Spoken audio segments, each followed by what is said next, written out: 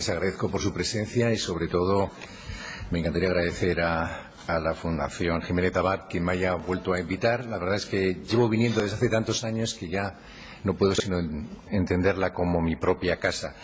Bueno, una advertencia. Vamos a cambiar radicalmente de discurso. Yo soy todo menos jurista y, por tanto, mi enfoque va a ser completamente diferente. Incluso dentro de los politólogos, yo soy, a pesar de lo que se ha dicho de que estaba en el CIS, soy teórico político, y ser teórico político nos introduce en una perspectiva de las cosas que es algo diferente. Bueno, voy a hablar de calidad de la democracia, no tanto referida a nuestro país, sino como uno de los temas que nos permite evaluar hasta qué punto son importantes o no las instituciones. Las jornadas se llaman la necesaria reivindicación de las instituciones. Parece que la mayoría de los problemas de nuestra democracia depende de la forma en la que se organicen las instituciones, cuando mi tesis, y espero ser un poco provocador, porque realmente es lo que busco, que haya aquí debate, cuando mi tesis es que sí, evidentemente son importantísimas, pero que, ojo, no todo es un problema de ajuste de las instituciones. No todo es un problema de cambiar el reglamento del Congreso, ni siquiera el sistema electoral, sino que estamos ante una situación que desafía el funcionamiento del propio sistema y que sobre todo nos ubica ante la necesidad de ponderar también otros factores, como puede ser el propio de la cultura cívica, que yo creo que esa es la institución que de verdad no funciona. Hay una frase que a mí siempre me pareció enigmática, que está atribuida a Montesquieu, aunque yo la verdad es que nunca la he encontrado en ninguna obra de Montesquieu, que dice así, dice: las instituciones también mueren de éxito. Claro, cuando uno escucha o lee esa frase dice, bueno, pero si las instituciones no es posible morir de éxito si efectivamente el diseño institucional se supone que es el idóneo. ¿Qué es lo que pasa? Bueno, las instituciones mueren de éxito, y desde la perspectiva de quien conozca a Montesquieu, pues ya sabe cuál es la respuesta, precisamente porque no son sostenidas por el vigor físico, la participación de los ciudadanos. Es decir, son instituciones vacías que acaban erosionándose porque les falta el impulso cívico de la ciudadanía, que en el fondo es la condición de posibilidad para su buen funcionamiento. ¿De qué nos sirve una reforma del Parlamento si la gente no confía en quienes son sus actores principales, que son los políticos? Y vemos, aquí tenemos a un gran encuestador, y lo sabe mejor que nadie, y vemos que la desconfianza es cada vez mayor. Pero bueno, no quiero hacer un discurso que parezca político, porque ya he empezado en tono mitinero, sino voy a intentar hacer un discurso académico. Por aquí detrás, no sé hasta qué punto se ve, tenemos un ranking de calidad de la democracia. En este ranking de calidad de la democracia, a mí es el que más me gusta de todos los que hay, el que hace la unidad de la democracia, que se llama así, The Democracy Unit del semanario The Economist, que sale cada 2 años. He querido introducir la última, pero eso es muy malo. Técnicamente esta me la hizo un machaca ahí en mi departamento. Me la supo adaptar al PowerPoint, pero yo estaba en casa solo y no he podido adaptarla. Esta es de nuestra época más feliz, año 2007, justo antes de que nos hundiéramos. Estamos en un puesto extraordinario, puesto número 15. Por encima de Estados Unidos, por encima del Reino Unido, por encima de Francia, por supuesto por encima de Italia y de otros países de nuestro entorno. Ahora, y esto sí también tiene que alertarnos, ahora estamos a punto de abandonar esa primera categoría que se llama full democracies, o sea, democracias plenas. Estamos abajo del todo y, curiosamente, y este no es un problema institucional, sino este es un problema económico, curiosamente hemos caído junto con todos los demás países del sur de Europa. Es decir, Italia ha bajado mucho más, Portugal ha bajado mucho más, y España ha bajado mucho más. Por supuesto, Grecia infinitamente más. O sea que aquí ya empezamos a ver que la economía es la economía estúpido, parece ser, aunque mi tesis aquí es la cultura estúpido, es la cultura cívica. Vamos a ver, olvidémonos de España. Si uno ve cuáles son los países que están en los 10 primeros puestos, 15, bajemos hasta justo inmediatamente antes de España. ¿Qué tienen esos países en común? Primero, son países, todos ellos, pequeños, con la excepción quizá de Alemania, que tiene mucha población. Hay países como Australia, Nueva Zelanda y Canadá, que son muy grandes, pero tienen una población pequeña, o sea, que son pequeños, a los efectos que a mí me interesan. Segundo, son países ricos. Tercero, son países, y aquí entrarían los institucionalistas a decirnos que ve usted como si son importantes las instituciones, son países que llevan décadas viviendo bajo un gobierno democrático, con la excepción quizá de Alemania y el caso de Austria, aunque todos es sabido que también el nazismo fue un periodo dentro digamos, autoritario, dentro de una historia más amplia de sistemas democráticos, como es el mismo caso que nos ocurrió en España o en la propia Italia. Pero luego hay un factor que sí que es fascinante, y es que todos ellos son de cultura, que diría Huntington, de civilización protestante. Y bueno, ¿tiene algo que ver que sea de civilización protestante o es simplemente una pura casualidad? Uno puede decir que el protestantismo en un sentido, digamos, en el que lo utiliza Huntington, insisto, como aquello que está o sea, que no tiene que ver con la práctica o el ejercicio de una religión, sino rasgos culturales que van penetrando el funcionamiento de un determinado sistema político.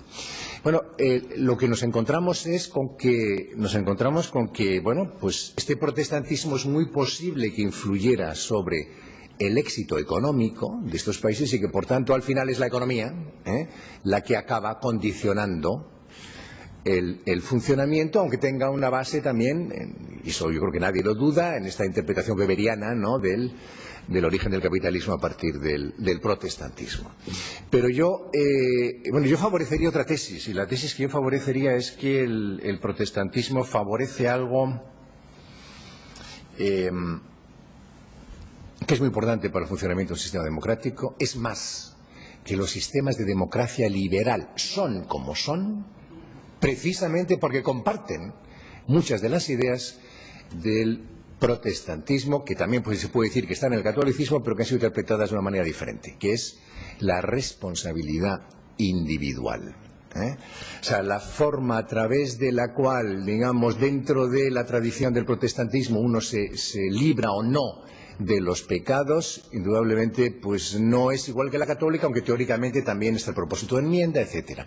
Eso que los protestantes llaman el libre examen, ¿no? Esa necesidad de que el sujeto tenga que procesar dentro de sí la culpa, hace que, dado el coste que tiene caer en la tentación, hace que, digamos, se favorezca un tipo de yo que es más responsable. Todo esto, por supuesto, son generalizaciones, todo esto va entre comillas. Pero ahí está el dato. Los países, y ahora lo estamos viendo también en gran medida en lo que se está produciendo en la Unión Europea, que es una especie de división entre protestantes and the rest, y el resto, ortodoxos y católicos. Hay por ahí como una especie de frontera invisible. Insisto, esto puede que tenga que ver más con lo económico y que, por tanto, lo importante es cómo este tipo de éticas influyen sobre la economía, que no sobre, digamos, la política de forma estricta. Pero mantengámonos un poco en esta idea. Si esto es así, si hay un conjunto de rasgos culturales que parece que pueden ser favorecedores no ya de la democracia, puesto que democracia ahora pues es un término muy laxo, sino favorecedores de la calidad de la democracia, es decir, que son democracias superiores, en cierto modo, es porque, digamos, la ciudadanía ha asumido un determinado tipo de ética pública que está conectada también con la propia percepción de lo que son las pautas de ética privada. Es decir, dentro de la ética privada de cada cual hay un elemento que le dice, y ahora citaría a Rousseau, que le dice que uno tiene intereses, es decir, que uno es un bourgeois, pero que uno también es un citoyen, que uno es un ciudadano y que, por tanto, dentro de cada uno de nosotros hay un componente ético que sabe diferenciar perfectamente cuáles son los límites a la promoción de nuestro interés propio y cuándo tenemos que actuar en la línea, diríamos, de ese ciudadano que todos llevamos, en la línea de ese ciudadano que todos llevamos dentro. Bien, vamos a hacer un pequeño ejercicio. Imaginemos que podemos distinguir dentro de los sistemas democráticos lo que son las instituciones propiamente dichas, de otros factores, ahora vuelvo sobre esto, de otros factores culturales y también sociológicos, socioeconómicos, no estrictamente institucionales, que tienen una importancia fundamental para explicar por qué determinadas instituciones funcionan en unos lugares y por qué no funcionan en otros. Hay algo que no he dicho, porque voy muy rápido como pueden ver ustedes porque tenemos poco tiempo. Hay algo que no he dicho y es que la mayoría de mis colegas son últimamente institucionalistas. Haya influido enormemente alguien como Amartya Sen, ¿no?, que tiene parte de la hipótesis, después de análisis empíricos, de que bueno, los sistemas democráticos al final favorecen determinado tipo de prácticas, ¿no? Con independencia de cuál es la ética, ¿no?, que sostiene cada político o cuáles son los elementos de los que se imbuye una determinada cultural, de los que se imbuye un determinado grupo humano. Por ejemplo, el hecho de querer ganar las elecciones hace que los políticos traten de adoptar decisiones en beneficio de la mayoría. La cosa esta de Amartya Sen, de que no se conoce ningún sistema democrático donde se haya producido, con independencia del grado de riqueza, alguna hambruna. Es decir, no hay hambrunas en los sistemas democráticos, aunque los países sean pobres, porque aquellos que gobiernan pues hacen todo lo posible por beneficiar a la mayoría porque quieren ser elegidos, etcétera. Esto fomenta también una serie de valores de respeto de las posiciones del otro, etcétera. O sea que las instituciones democráticas tendrían algo así como un elemento casi no sé, catártico, ¿no?, que sirve para transformar las sociedades. Yo tengo mis enormes dudas simplemente mirando esa lista, simplemente mirando esa lista, que no basta simplemente con implantar instituciones democráticas, sino que el que esas instituciones sirvan o no depende de otras cosas. Bueno, vamos aquí con rápidamente con lo que podríamos llamar los principios institucionales de la democracia, cuáles son las condiciones, etcétera. Y yo he hecho un pequeño ejercicio que consiste en ver si es posible pensar que dentro de esos principios institucionales de la democracia cabe diferenciar entre un hardware y un software de la democracia, por utilizar una metáfora con la que operamos en muchos casos. El hardware sería la parte institucional, por decirlo así, mientras que con algún otro elemento que he incorporado, porque que me parece que es una de las condiciones sin las cuales realmente carece de sentido hablar de democracia, mientras que el software tiene más que ver con elementos que se escapan ya al propio control de las instituciones. Tiene más que ver con, bueno, pues la naturaleza del liderazgo, tiene más que ver con las exigencias de la ciudadanía, tiene más que ver con la relación entre Estado y sociedad civil o el grado de autonomía relativa a la sociedad civil. Ahora volveremos sobre eso. Vamos a fijarnos aquí. Estado de Derecho, igualdad de acceso a la justicia.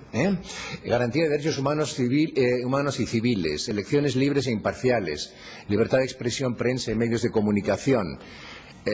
Este es el elemento que quizá más les llama la atención. Justicia social y red de seguridad básica. Yo creo que no hay democracia allí donde no es posible el ejercicio efectivo de la libertad política, y eso en un sistema que, digamos, que ubique a un sector de la población en situación de necesidad, anula el fundamento último de los sistemas democráticos. El fundamento último de los sistemas democráticos, todos lo sabemos, es la igualdad en el ejercicio de derechos políticos, el principio de ciudadanía, y si hay un conjunto de ciudadanos que no tienen la capacidad para poder ejercerlo simplemente porque están marginalizados del sistema social, pues entonces no hay. Democracia, todo lo demás es un mero simulacro.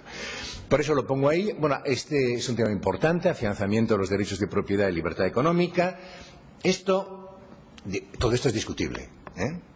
Primero, la distinción entre hardware y software. La introduzco a efectos, digamos, de que discutamos un poco sobre estas cosas. Pero me parece que nos permite entrar en el tipo de reflexión que a mí me gustaría fomentar. Y luego está el software. Bueno, yo la verdad es que he metido estos elementos del software, todo esto muy entrecomillado, por pensar en cuestiones que, insisto, que se escapan un poco al control de las instituciones, ¿no? Vamos a ver, rendimiento de cuentas de los gobernantes y transparencia en sus decisiones. ¿Creemos de verdad que porque establezcamos una ley de transparencia al final nuestra clase política será más transparente? Se ve obligado a ser más transparente, eso sí, indudablemente, pero quizá busque otros medios de ocultación, ¿no? Lo fundamental es pensar en que hay en un sistema político donde uno es transparente, porque es uno de los compromisos que ha asumido desde el momento que da el salto hacia la política. No tanto porque se lo exige exclusivamente la ley, que es lo mismo que ocurre con la cuestión que tiene que ver con el rendimiento de cuentas. Antes hemos visto, lo ha perdido, por fin, lo ha perdido el número 1 Suecia. No sé si ustedes han leído el libro ese Millennium, Stieg Larsson, la trilogía. Fascinante lectura de verano. Bueno, leído con ojos de politólogo, ¿qué es lo que más llama la atención de ese libro? Pues lo que más llama la atención de ese libro es, primero, la libertad absoluta en lo que se refiere a cuestiones de ética privada. Ahí, como recuerdan, que todo el mundo se acostaba con todo el mundo, que no pasaba nada, que todo era como libertad total. Ahora, el puritanismo total en cuestiones de ética pública. Un puritanismo que verdaderamente llamaba poderosamente la atención. Bueno, en nuestro caso ahora tenemos el mismo relajo en ética privada y el mismo relajo, o veníamos teniendo, en ética pública, ¿no? Ahora tratamos de hacer un poco de jugar al Larsson, ¿no? Y en convertirnos un poco en eso.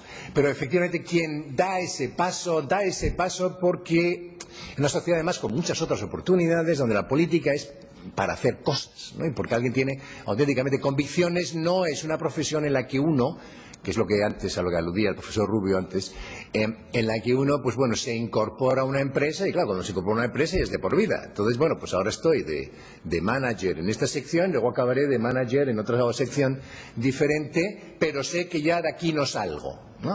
O sea, esto es una visión diferente de esto. Luego el segundo punto, que es quizá un punto que nos falta también a nosotros, sociedad civil robusta e independiente del Estado. Esto quiere decir, bueno, una capacidad de autoorganización social sin necesidad de que sea incentivada por el propio Estado. Mientras que en España, la mayoría de las veces, aquello que, digamos, no hay prácticamente, ahora está cambiando, pero no había prácticamente ningún fin social que no pasara por, digamos, la expectativa al menos de que fuera incentivado a través de beneficios públicos. Toda la industria cultural vivía de presupuestos del Estado, de presupuestos de administraciones públicas regionales. ¿Qué pasa? Que es que no hay una cultura que por sí misma se autoorganice o tenga la capacidad de generar valor. Todo tiene que ser a través de subvenciones. ¿Por qué? Está bien que se subvencione la ópera, doblemente, ¿no? Pero bueno, es que era todo. Y ahora, claro, ahora están padeciéndolo y encima les han metido el 25% del IVA, con lo cual, pues, no estaba preparado para competir sin ese apoyo. Ese es el problema. Entonces yo creo que ahora, bueno, esto es muy discutible, pero no quiero entrar en eso. Eso es a lo que me refiero, que también es un elemento fundamental. Cultura, diálogo, confianza, crítica y conciencia moral. Vamos a ver aquí, esto es... claro, si en esa cultura no solamente es que no funcione bien la democracia, sino es que no se quiere tener un sistema democrático. Uno de los problemas que se asocian con el caso chino es que es casi, es decir, la democracia va a acabar viniendo a China, ojo, esto que voy a decir es muy fuerte, y interprétenlo como una generalización, porque necesito buscar un ejemplo. Pero bueno, está basado en lecturas que he hecho digamos, de la anomia que existe en China, que es una sociedad donde la ética tradicional fue suplida después por una ética revolucionaria, es decir, y ahora ha sido superpuesta o ha sido eliminada, ha sido excluida por una ética no ética, que es la ética esta del capitalismo enloquecido, bueno, enriqueceos y punto, ¿no? Y que ahora incluso desde arriba el propio gobierno quiere volver a imponer la ética confuciana, que es una cosa muy interesante. Se da cuenta de que no todo es cuestión digamos, de competitividad, sino que también hay que incorporar determinados valores para que el país funcione. Bueno, pero lo que quiero decir es que no hay una presión, no hay una conciencia moral que presione a favor del ejercicio de determinadas libertades y, por tanto, no hay. Por supuesto hay, porque son 1.300 millones, ¿no? Pero no hay un auténtico movimiento que aspire a eso que en Occidente hemos llamado la libertad. O hacia una conformación de este tipo de aspiraciones, porque la cultura es la democracia es un proyecto moral, es un proyecto que lo que aspira es al reconocimiento de determinados derechos de las personas, de los cuales pues está el buscar un blindaje frente a interferencias de otros y del propio Estado, etcétera, etcétera. Cultura de diálogo, confianza crítica y conciencia moral, y luego algo fundamental que es el libre acceso a la información, sin lo cual pues no es posible discutir o elaborarse un juicio político, que es, yo creo, algo fundamental de un sistema democrático. Un sistema democrático es de baja calidad allí donde no es posible la argumentación pública. Esto me parece fundamental, pero, siguiendo con la metáfora, quizá lo más interesante es ver qué impide allí donde se haya conseguido un relativo desarrollo de este software, qué impide que ese software no funcione bien o incluso que este software se pierda. Bueno, pues que hay una serie de virus que yo creo que están atacando de una manera muy directa a esto al software de la democracia.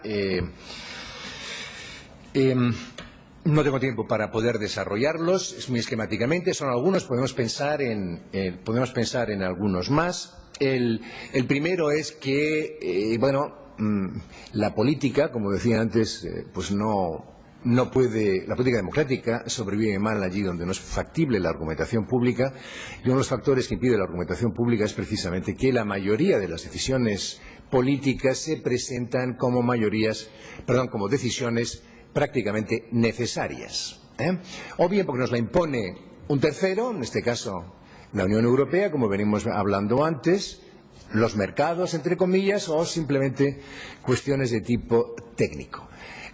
Decidimos esto porque es lo que tenemos que decidir, pero allí donde no es factible una alternativa a la decisión, carece de sentido el gobierno democrático. Es decir, la democracia presupone la contingencia en la decisión. O sea, la democracia presupone la posibilidad de elegir también otra cosa. Si no, ¿para qué? ¿Para qué discutir? O si no, ¿para qué votar?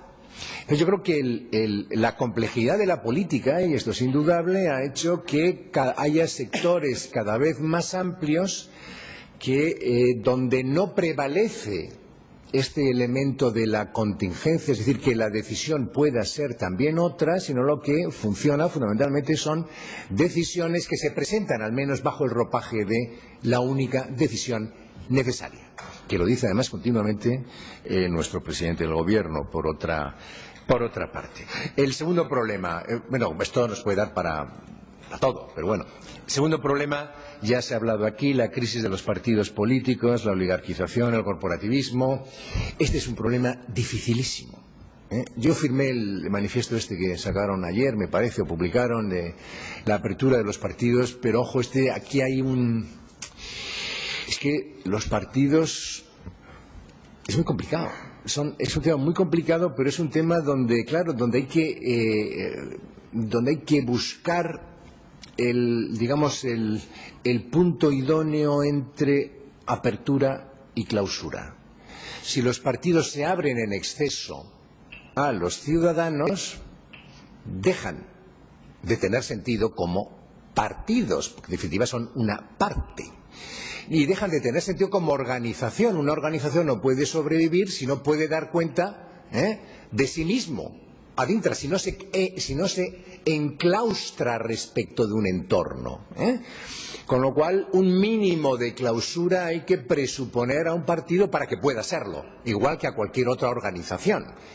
Si las organizaciones abren sus puertas a que entre cualquiera o a que cualquiera les diga cómo tienen que operar, dejan de ser tales. Por tanto, esta dialéctica, yo creo que este es un poco el problema con el que nos encontramos siempre con el problema de la política, que son dilemas. El dilema aquí, en este caso, es obvio, es entre apertura y clausura, pero que también tiene que ver con otro problema, que es el de la reforma del sistema electoral, que hay un dilema fascinante, que es el de proporcionalidad o gobernabilidad. Porque la eficacia, ojo, es un valor político central. La estabilidad. Puede que nuestro sistema democrático en la época desde la transición haya sido deficiente, pero hay algo que es indudable. Ha sido tremendamente estable. Y eso cuenta en política. No estamos haciendo un juicio moral a la política. Estamos haciendo un juicio político a la política, donde los actores morales son fundamentales, pero no son los exclusivos.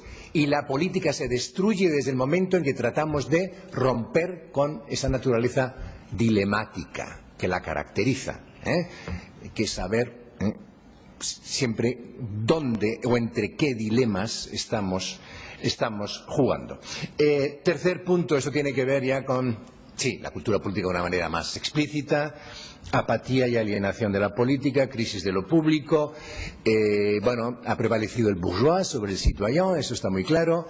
Digamos que la mentalidad del sistema económico ha hecho que no solamente vivamos una economía de mercado, sino, como se dice ahora habitualmente, también en una sociedad de mercado, es decir, donde todo es instrumental, donde todo se percibe como mercancía y, por tanto, esto ha afectado también a la visión que tiene el sujeto de su relación con lo público. Entonces el sujeto se convierte en un cliente de las prestaciones del Estado y no se implica, elimina todo lo que tiene que ver con las obligaciones del sujeto para con su propia comunidad. Mediocracia. Esto se puede analizar de muchas maneras. Se ha dicho que vivimos una democracia mediática. Yo creo que los medios de comunicación, y esto es fascinante, y alguien debería hacer una tesis doctoral sobre este tema, porque eso solamente lo puede ver un joven.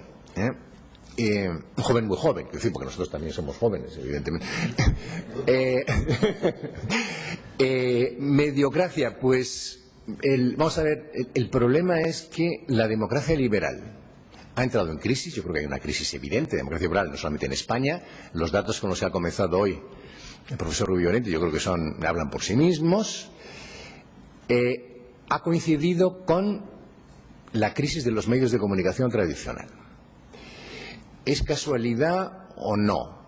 Y además yo creo que los medios de comunicación tradicionales, incluyendo los tradicionales, por supuesto la televisión, la radio, los audiovisuales, los medios de comunicación tradicionales han devorado la política y ahora están siendo devorados por otro virus, que son estas nuevas tecnologías de la comunicación. Y yo creo que es muy interesante ver cómo la política democrática acabó siendo devorada por los medios de comunicación y que ha resistido mal la comunicación, digamos la facilidad de comunicación, sobre todo desde el momento en que comienza a aparecer Internet, pero como, digamos, esta enorme cantidad de presencia de la información en la vida de las personas, en la vida social en general, ha roto absolutamente todo lo que le quedaba a la política institucional tradicional de aura. Quizá aquí se pueda aplicar un poco la cosa esta de que decía Walter Benjamin, ¿no? Esto ¿no? de cómo digamos, la reproducción de la obra es la obra, sí. La reproducción de la obra de arte acaba con su aura. Pues digamos, la información permanente acaba no solamente con el aura de las instituciones, sino con el aura de las propias personas. Ustedes saben que uno de los términos que más utilizan ahora es ese de shitstorm, tormenta de mierda, que se suele utilizar normalmente a través de Twitter, cuando alguien se acaba con el prestigio de alguien, y esto impide que verdaderamente pueda surgir un auténtico liderazgo. O sea, alguien lo empoderan, lo elevan a lo más alto para después, ¡pum!, aniquilarlo. Esto dentro de un mismo día. Puede ocurrir dentro de un mismo día. Bueno, aquí a mí me parece que esto me excede completamente aquí en esta discusión. Pero lo enlazo, si me permiten, para ir acabando con esto de insuficientes medios de participación alternativos, que lo dejo como una pregunta. ¿Cabe otro tipo de participación distinta de la representativa, la democracia representativa? Yo tengo mis dudas. Lo que pasa es que el sistema representativo está dañado de muerte. Y yo aquí me gustaría poder establecer tres diferencias dentro de lo que significa representar. La primera dimensión de representar es representar como estar en lugar de otro. O sea, por tanto, alguien nos representa en la medida en que es como nosotros. O sea, si soy catalán, en Madrid me representa un catalán en el Parlamento, digamos por caso. Si soy obrero, en el Parlamento me representa alguien que representa a la clase obrera. Si soy mujer, pues me siento representado por mujeres, etcétera. O sea, digamos que tiene que ver con lo sociológico. Luego hay algo que tiene mucho que ver ya más con la idea de mandato, la autorización para actuar en nombre de otro, es decir, actuar en nombre de otro. Estas dos es la clásica distinción que hace tanto Sartori como Hannah Pitkin, que tiene, yo creo, el mejor libro sobre representación que se ha escrito hasta ahora. Es decir, que digamos, significa que actúan en nuestro nombre. Pero hay una tercera dimensión, que es la que se suele perder de vista, que siempre venían haciendo nuestros representantes y que ahora ya, y ese es el punto en el que yo creo que la representación está dañada de muertes, que es que hablaban en nuestro nombre. Claro, fíjense, representar significa hacer presente a alguien que está ausente. Hoy, ¿cómo vamos a hacer presente a alguien que está presente? Es que carece de sentido. Y que está presente permanentemente. Con lo cual, ¿cómo es posible que alguien puede actuar en nuestro lugar, evidentemente, a través, digamos, de la ley, pero ¿cómo se atreve a hablar en nuestro lugar? O sea que, por tanto, aquí ha habido, yo creo que este es un fenómeno nuevo que está trastornando completamente el funcionamiento del sistema democrático, que tiene mucho que ver con el inmenso ruido que se ha introducido a través del funcionamiento de las redes sociales, que tiene que ver con la dispersión de la información y la falta ya digamos, de un criterio de ponderación que normalmente se atribuía a los grandes medios de comunicación. Ya no hay filtros, digamos, ya prevalece una conversación completamente abierta. Entonces ahí ya, ¿quién sale incólume? ¿Quién introduce un principio de orden y, sobre todo, quién organiza la atención? Este es el problema. Y eso yo creo que esta debe ser la función de los medios de comunicación tradicionales, esto que decía James Blake, de verdad que acabo ya, Juanjo, esto que decía James Blake de que cuando la información es barata, la atención es cara. Es decir, si es tremendamente fácil acceder a la información, al final no prestamos atención a lo que está ocurriendo. Yo creo que todos tenemos esa experiencia todos los días. Por tanto, yo creo que la tarea de los medios de comunicación tradicionales debe ser precisamente esa, y la tarea de la clase política, de la política institucional, porque, ojo, hay que empezar a hablar también de otra política desinstitucionalizada, que está empezando ya a ser una política de base, mucho más participativa, y creo que hay nuevos movimientos sociales que nos obligan a tener que repensar qué es lo político hoy.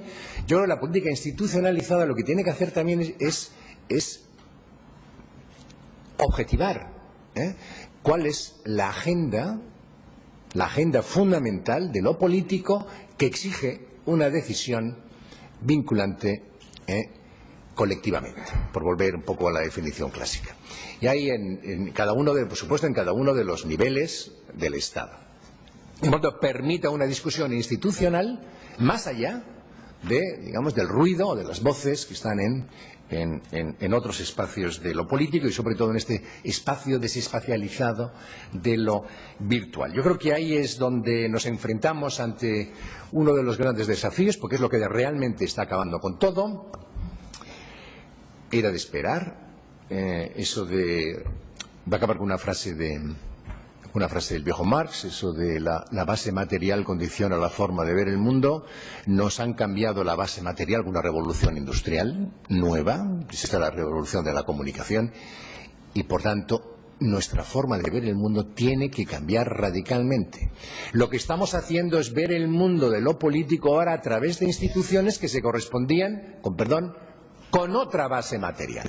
Esto no significa que tengamos que romper con las instituciones o tratar de modificarlas, volviendo a tratar de dotarles de sentido. Esto lo que tiene que ver es que tenemos que tomar conciencia que quizá para superar la crisis en la que se encuentran nuestros sistemas democráticos y en particular el sistema democrático español, yo no creo que el problema sea solo de cambio del sistema electoral, ni creo que sea solo de cambio del reglamento del Congreso, aunque sería mejor que se cambiaran ambos, desde luego, ¿no? Y yo también firmaría como lo de los partidos.